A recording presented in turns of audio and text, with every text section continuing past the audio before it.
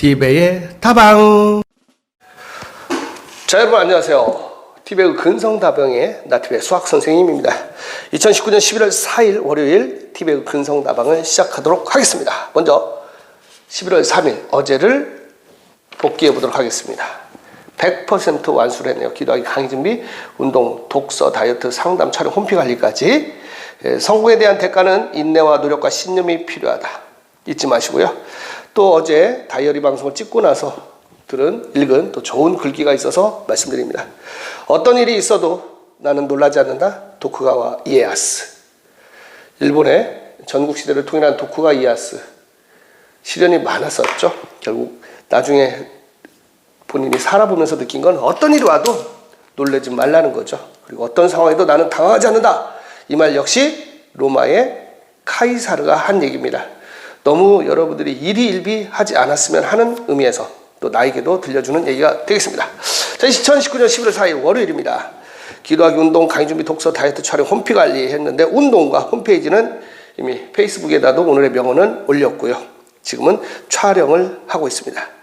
자, 2019년 11월 4일 월요일 오늘의 명언은 위대한 사람은 절대로 기회가 부족하다고 불평하지 않는다. 랄프 waldo 에머슨의 이야기입니다. 에머슨은 상당히 의식이 있는 철학자였죠. 재밌는 사람이기도 하고요. 그 에머슨이 이런 얘기를 합니다. 위대한 사람은 절대로 기회가 부족하다고 불평하지 않는다. 오늘 페이스북에 올린 명언은 이런 얘기입니다. 사람은 자신에게 일어나는 일 10%와 그에 대한 반응 90%가 운명을 결정한다. 이게 로마의 스키피오라는 장수가 한 말이에요. 그러니까 어떤 일은 누구에게나 사건은 일어나요. 여러분, 삼성전자 이재용 부회장도 당황스러운 일이 많고 법원에 왔다 갔다 합니다. 아무리 돈이 많아도 사건은 일어나요. 근데 그에 대한 반응과 태도가 운명을 결정한다는 걸 여러분은 잊어서는 안 됩니다. 자, 오늘 근성 스토리는 바로 이것과 이어지는데, 여러분 축구 선수 하면 요즘은 손흥민 선수가 참 센세이션, 그렇죠? 센세이션으로 불려서 잘하고 있습니다. 근데 손흥민 이전에 대한민국에서 최고의 축구 선수로 불리는 선수가 누구냐면 바로 박지성 선수입니다. 이 박지성 선수는 정말 성실함의 대명사죠. 성실함의 대명사라는 것을 여러분 알고 계실 겁니다. 근데 박지성 선수도 사실은 대학교가 그때 당시 뭐 고려대학교라든지 뭐 이렇게 축구를 잘하는 학교가 아닌 다른 대학을 나왔어요. 근데 그 대학도 축구 선수로 티오가 나와서 간 게 아니었어요. 다른 종목, 요즘 보면 뭐 부정이라고 하시겠지만은 체육 특기생인데 배드민턴 한 종목에 한 명이 벼가지고 배드민턴으로 대학교를 들어가게 됩니다. 박지성 선수가. 자리가 없어서 고등학교 때 선생님이 그렇게 집어든 거야. 이유는 딱 하나. 집이 넉넉지도 않습니다. 근데 성실해요. 축구에 대한 열정이 있어요. 키가 큰 것도 아니고 뭐 이렇게 능력이 뛰어나지 않지만 무엇보다 성실해요. 성실합니다. 그리고 발전 가능성이 있어요. 근데 그 뒤로 어떻게 됐는지 아시죠?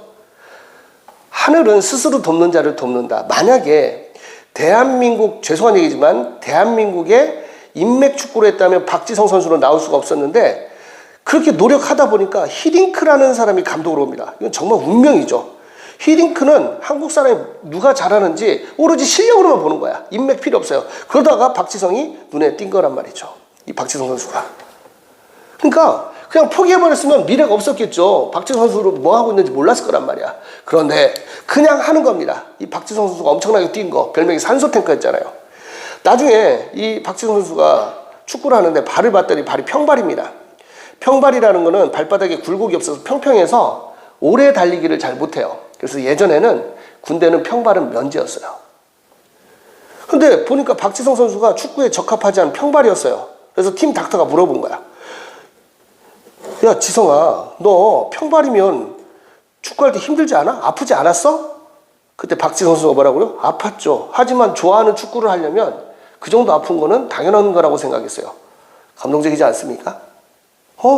이게 박지성이 전설로 남게 된 이유라는 거예요. 저는 이런 스토리가 너무 좋아요. 이런 이야기, 현실을 극복하는 이야기들이 너무 좋아요. 물론 물려받아가지고 재능이 탁월해서 잘하는 선수들도 있겠죠. 하지만 저는 그 과는 아니에요. 근성 다이어리를 43일째 쓰고 있습니다. 총 50일 동안 다이어리 방송을 했어요. 그럼에도 불구하고 앞으로도 해야 될 게 더 많아요, 사실은. 그냥 하는 거야. 내 자신과 약속이야. 성실함의 대명사로 불리는 음악가가 있어요. 누구냐면 여러분 바하라는 여러분 작곡가를 알고 계실 거야. 이 바하는 원래 교회의 연주자였어요. 교회 연주자인데 진짜 한 주도 빠지지 않고 곡을 만들고 하는 거야. 그러면서 평생 265개의 오르간 곡과 263개의 합창곡과 162개의 피아노 곡을 작곡합니다. 바하는 그때 유명하지 않았어. 그냥 교회에서 여러분 아시잖아요. 교회 반주자야.